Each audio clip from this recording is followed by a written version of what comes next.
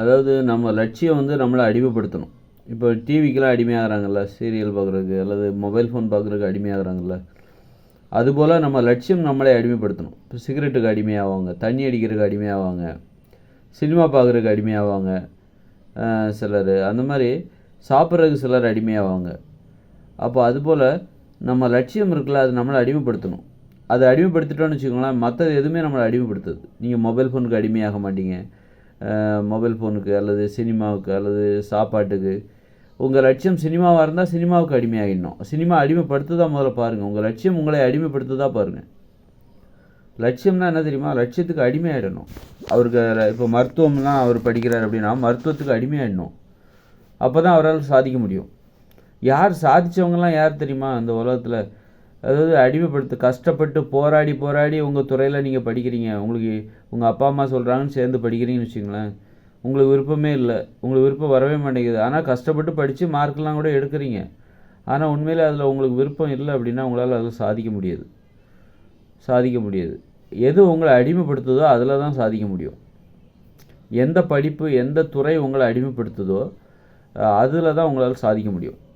இப்போ நான் வந்து இந்த மாதிரி பேசுகிறேன்ல வீடியோ, நான் எனி டைம் இப்படி தான் யோசிப்பேன். 24 மணி நேரமும் யோசிப்பேன். தூக்கத்தில் விட எனக்கு கனவுல விட இந்த மாதிரி தான் கருத்து சொல்ல தான் தோணும் அந்த அளவுக்கு. ஆனால் இதை விட்டுட்டு நான் என்ன பண்ணிட்டேன், வேற ஒரு துறையை தேர்ந்தெடுத்துட்டேன். இதுதான் என்னுடைய துறை, இதுதான் என்னுடைய லட்சியம் அப்படிங்கிறது தெரியாமல் நான் இந்த மாதிரி 20 வருஷத்துக்கு முன்னாடியிலேருந்து 25 வருஷத்துக்கு என்னுடைய 19 வயசுலேருந்து நான் இப்படி தான் யோசிப்பேன். இந்த மாதிரி தான். அப்போ 19, இன்றைக்கி 25 வருஷமாக 26 வருஷமாக நான் இப்படி தான் யோசிச்சுருக்கேன். மாறவே மாறாது. இப்படி தான் கருத்து. ஏன்னா கருத்து கந்தசாமின்னு கூட என்னை சொல்லுவாங்க, அந்த மாதிரி என் ஃப்ரெண்டெல்லாம். அந்த மாதிரி நான் அந்த மாதிரிலாம் சொல்லக்கூடாது, மற்றவங்கள மாதிரி இருக்கணும், கருத்தாக பேசிகிட்டு இருக்க. ஆனால் யோசனையை எப்படி மாற்ற முடியும்? வாயை வேணால் மூடலாம், யோசனை எப்படி மாற்றும்? 24 மணி நேரமும் நான் அப்படி தான் யோசிச்சுட்டு இருப்பேன். அதுவும் இன்றைக்கி ஆரம்ப காலகட்டங்கள்லாம் வேறு மாதிரி இருக்கும். பயங்கர கோபம் இருந்தது. அன்றைக்கெல்லாம் கோபம் குறைஞ்சிச்சு. அப்போ இதுதான் என்னுடைய லட்சியம்னு தெரியாமல் நான் என்ன பண்ணிட்டேன், வேறு விஷயத்தை தேடி ஓட ஆரம்பிச்சிட்டேன்.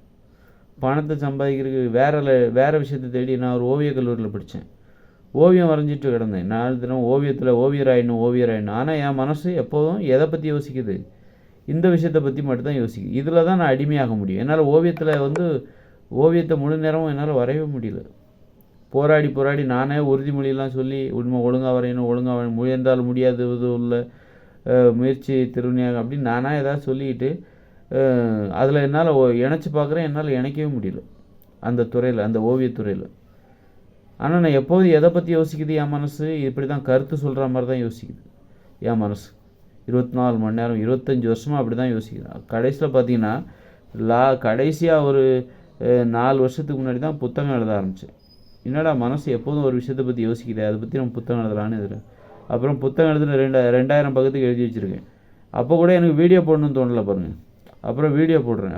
இப்போ தான் வீடியோ சமீபமாக ஒரு வருஷத்துக்கு முன்னாடி இதுலேருந்து தான் நான் வீடியோவே போடுறேன். ஆனால் நான் சொல்லணும்னு நினச்சிருந்தேன்னு வச்சுக்கோங்க, 25 வருஷத்துக்கு முன்னாடியே அப்போல்லாம் பயங்கர கோபம் இருந்துச்சு. இப்போல்லாம் அந்த கோபம் தணிஞ்சு போச்சு. அவ்வளோ வேகம், இளமை வேகம் அது. இப்போல்லாம் எனக்கு வயசு 45 தாண்டிடுச்சு. அப்போல்லாம் 19 வயசில் எனக்கு இந்த மாதிரி தான் யோசிக்கிறேன். 24 மணி நேரம் இப்படி தான் யோசிக்கிறேன். அப்போ நான் நினைக்கிற விஷயத்த பேசுகிறதுக்கு எனக்கு ஒரு வாய்ப்பு கிடச்சிருந்தா அப்போல்லாம் என்னுடைய பேச்சு எப்படி இருந்திருக்கும்? அந்த மாதிரி ஒரு விஷயம் 24 மணி நேரம் நீங்கள் எதுக்கு அடிமையாகிறீங்களோ அதுதான் உங்களுடைய லட்சியமாக இருக்கணும். இல்லை நான் என்னால் கஷ்டப்பட்டு தான் நான் படிக்கிற விஷயத்தோடு என்ன நான் இணைச்சிக்கிறேன், கஷ்டப்பட்டு தான் நான் ஒரு இன்ஜினியரிங்காக படிக்கிறான்னா கூட இன்ஜினியரிங்கில் என்னால் கஷ்டப்பட்டு தான் இணைக்கிறேன். அது என்ன அடிமைப்படுத்தவே மாட்டேங்குது. ஒரு 4-5 நாள் படிக்கிறேன், அப்புறமா திரும்பவும் வேறு விஷயத்தை நோக்கி தான் போகிறேன். ஏதாவது சினிமா மொபைல் ஃபோனே பார்த்துட்ருக்கேன். என்னால் இன்ஜினியரிங் என்னை அடிமைப்படுத்த மாட்டேங்குது. ஒரு மொபைல் ஃபோன் அடிமைப்படுத்துகிற மாதிரி இன்ஜினியரிங் அடிமைப்படுத்த மாட்டேங்குது. அப்படின்னா அப்போ அது உன்னுடைய படிப்பு கிடையாது. ஒரு மொபைல் ஃபோன் எப்படி அடிமைப்படுத்துமோ அதே மாதிரி இன்ஜினியரிங் உங்களை அடிமைப்படுத்தணும். மொபைல் ஃபோன் அடிமைப்படுத்தக்கூடாது, மற்ற எதுவுமே உங்களை அடிமைப்படுத்தக்கூடாது. அப்போ தான் நீங்கள் சாதிக்க முடியும். சாதிப்பீங்களா மாட்டிங்களாங்கிறது ஈஸியாக கண்டுபிடிச்சிடலாம். உங்களை அடிமைப்படுத்துகிறது எதுவோ அதில் நீங்கள் போனீங்கன்னு வச்சுக்கோங்க, அது உங்களை சாதிக்க வச்சிடும். இப்போ சினிமாவில் ஒவ்வொருத்தரும் சாதிக்கிறாங்களா, இப்போ இளையராஜா இருக்கிறாரு, அவர்லாம் அதுக்கு அடிமை இசையமைப்பதில் அவர் அடிமை. அதனால தான் அதில் சாதிக்க முடிஞ்சது. சாதிக்கிறதுக்காக போராட வேண்டிய அவசியம். உங்களை அது அடிமை ஆகிட்டிங்கன்னு வச்சுக்கோங்க, சாதனை தானாக நடக்கும்.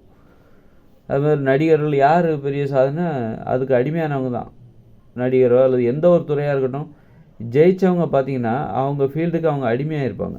எப்படி மொபைல் ஃபோனுக்கு அடிமையாகிறாங்க, சிகரெட்டுக்கு தண்ணி அடிக்கிறதுக்கெலாம் சிலர் அடிமையாகிறாங்களே, அது மாதிரி தண்ணி அடிக்கிறதுக்கு அடிமையாகுவாங்க. அதுபோல் தான் வந்து அவங்க சாதித்தவங்கள பார்த்தீங்கன்னா அந்த விஷயத்துக்கு அவங்க அடிமையாக இருப்பாங்க. அப்போ தான் அவங்களால சாதனைங்கிறது தானாகவே நடக்கும். சாதிக்கிறது வந்து சாதிக்கிறோமோ இல்லையோ, எனக்கு இது பிடிச்சிருக்குப்பா, நான் இதை செஞ்சுக்கிட்டே இருக்கேன், சாதனை ஒரு சைடில் நடந்துக்கிட்டே இருக்குது, எனக்கு நீ சாதித்தாலும் சாதிக்கலனாலும் எனக்கு இதுக்கு நான் அடிமை ஆகிட்டேன், அதனால் நான் இதை செஞ்சு தான் ஆவேன் அப்படின்னு சொல்லிட்டு அதனால் உங்கள் பிள்ளைகள் கூட அவங்க எதுக்கு அடிமையாகிறாங்க, நீங்கள் வந்து நல்லதுன்னு நினச்சி ஒரு துறையில் சேர்த்து விடுவீங்க, அந்த விஷயத்தில் அவங்கள ஒட்டுதா, அடிக்கடி அட்வைஸ் பண்ணிகிட்டே இருக்கீங்களா, படின்னு அட்வைஸ் பண்ணுறீங்களா, அல்லது அவங்க அதெல்லாம் விட்டுட்டு எதை படிக்கணும்னு நீங்கள் சொல்கிறீங்களோ அதை விட்டுட்டு வேறு ஒரு விஷயத்தில் தான் அவங்களுக்கு இன்ட்ரெஸ்ட் இருக்குது அப்படின்னா அதுக்கு தான் அடிக்ட் ஆகுறாங்க. அப்படின்னா எதுக்கு அடிக்ட் ஆகுறாங்களோ அதையே அவங்களுடைய லட்சியமாக மாற்றிடுங்க. அப்போ தான் அவங்களால சாதிப்பாங்க. இல்லைன்னா வெறுமனே வேலை வேணால் பார்ப்பாங்க. கஷ்டப்பட்டு ஒரு விஷயத்த பண்ணும்போது இஷ்டப்பட்டு பண்ணாமல் இஷ்டப்பட்டு பண்ணால் அடிமையாகலாம் நம்ம அந்த தொழிலுக்கு. கஷ்டப்பட்டு பண்ணும்போது அடிமையாகவே ஆகாது. என்ன தான் எண்ணெய் தடவிட்டு உருண்டாலும் ஒற்றை மண்ணு தான் ஒட்டுங்கிற மாதிரி தான், அடிமையாகவே மாட்டாங்க.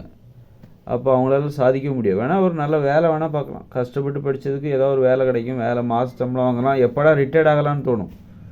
உங்களை அடிமைப்படுத்துகிற ஒரு விஷயம் இருக்குது பாருங்கள், அதுக்கு நீங்கள் ரிட்டையர்மெண்ட்டே கிடையாது. நீங்கள் கஷ்டப்பட்டு சரி ஒரு வேலைக்கு ரிட்டையர்மெண்ட் இருக்குது, எப்படா ரிட்டையர்மெண்ட் வரும், வீட்டில் போய் ஓய்வு எடுக்கலான்னு தான் தோணும். ஆனால் இஷ்டப்பட்டு நீங்கள் செய்கிற ஒரு வேலை இருக்குல்ல, உங்களை அடிமைப்படுத்துகிற ஒரு வேலை, ஒரு துறை, அது வந்து அதுக்கு ரிட்டையர்மெண்ட்டே கிடையாது. வீட்டில் போய் ரெஸ்ட் எடுக்கணும்னா கேட்கவே மாட்டீங்க. நான் கடைசி வரைக்கும் இதை பண்ணிகிட்டே இருப்பேன், சாகிற வரைக்கும் நீங்கள் அந்த விஷயத்த பண்ணிகிட்டே இருப்பீங்க.